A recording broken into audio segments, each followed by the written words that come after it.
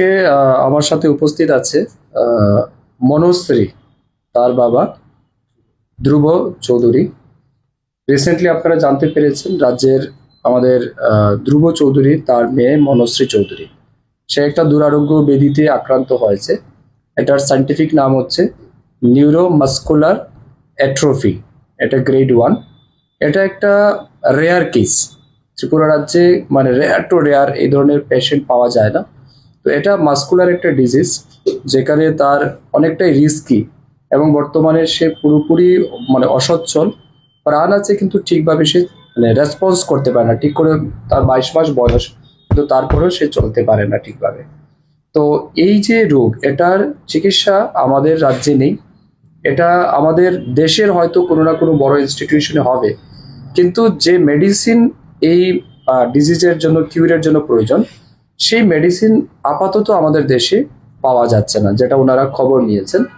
এবং এই মেডিসিন তারা বাইরে খোঁজ নিয়েছেন এবং তার কস্ট এখন পর্যন্ত যেটা বলা হচ্ছে যে লামসাম প্রায় 16 থেকে 18 কোটি টাকা হতে পারে। তো একটা সাধারণ পরিবারের জন্য এত টাকা ব্যবস্থা করা এটা অনেক বেশি কঠিন কাজ, ঠিক কিনা না? তো যার ফলে আজকে রাজ্যের বিভিন্ন প্রান্তের মানুষ তার মেয়ের সুস্বাস্থ্যের জন্য, তার মেয়ের চিকিৎসার পরিষেবার জন্য সবাই এগিয়ে এসেছেন। আমারও সামাজিক মাধ্যমে বিষয়টা আমার নজরে এসেছে, তো আমি খোঁজ নিয়েছি এবং ওনাকে খবর দিয়েছি। আজকে আমি আমার ব্যক্তিগত পক্ষ থেকে 50,000 টাকা ওনার হাতে তুলে দিয়েছি, ওনার চিকিৎসার জন্য আমার সাধ্যমতো দিয়েছি। তার বাইরেও আমি বলেছি ওনাকে, যদি আমি আমার মতো করে চেষ্টা করব আরো কিছু লোককে বলে যাতে কিছু ওনাকে সাহায্য করা যায়, আমরা সেটা করব। তার সাথে সাথে মাননীয় মুখ্যমন্ত্রীও বিষয়টা ইতিমধ্যে তিনি দেখেছেন, তিনি নজরে নিয়েছেন।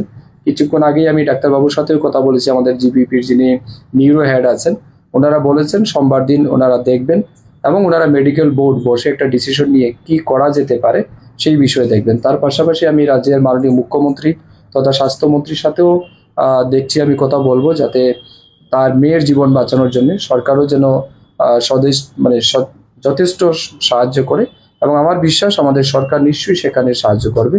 আপনাদের মাধ্যমে আমি রাজ্যের সমস্ত সুনাগরিকদের কাছে আবেদন রাখবো।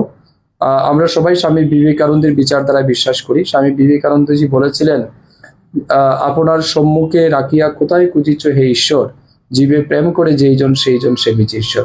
অর্থাৎ আপনার সামনের ঈশ্বরকে রেখে আপনি কোথায় মন্দিরে খুঁজছেন। তো মানুষের মধ্যে ঈশ্বর বিরাজ করছে, তাই মানুষরূপী এই ছোট্ট মনোশ্রী চৌধুরীকে বাঁচানোর জন্য আমি সবার কাছে আবেদন রাখবো।